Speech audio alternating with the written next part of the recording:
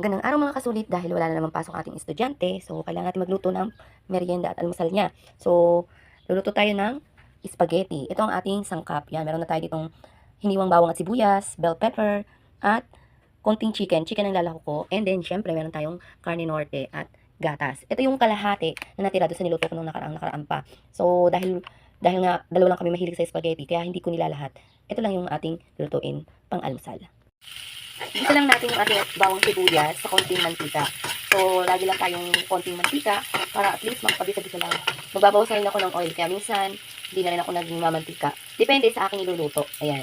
Tapos, kung maaari, kapag magpiprito, hindi tayo maraming mantika. Pero kapag ang asawa ko nagluluto, naku, napakahilig sa mamantika.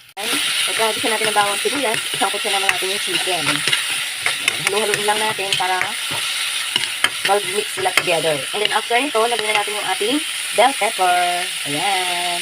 O, siyempre sasabihin natin yan, no? Hindi hindi. And then, halo-halo together.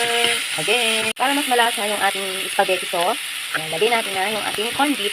O, diba? Ibuhos natin lahat at sairin natin. Ayan. And then, ihalo natin dito sa konting chicken natin. Ayan, nagalaw yung ating ano. O, diba? Tapos lagyan na natin ng konting asin, paminta, at lagyan natin ng yung tomato sauce natin. At spaghetti sauce at konting tubig. Ayan, nailagay ko na yung ating spaghetti sauce. Hindi nalagyan natin ng kalahating tasang tubig. Para hindi naman masyadong malapot. Tapos nilagay na natin yung konting gatas. Ayan. Halu-haluin lang natin. And then, kuluin natin saglit. Dahil ayan, ilang minuto na rin kumukulo. Pwede natin hanguin na to at ihalo na natin sa ating pasta.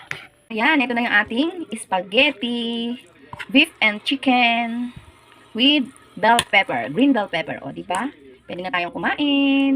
Kain na po tayo. Salamat po sa panonood. Ingat po palagi. Bye-bye!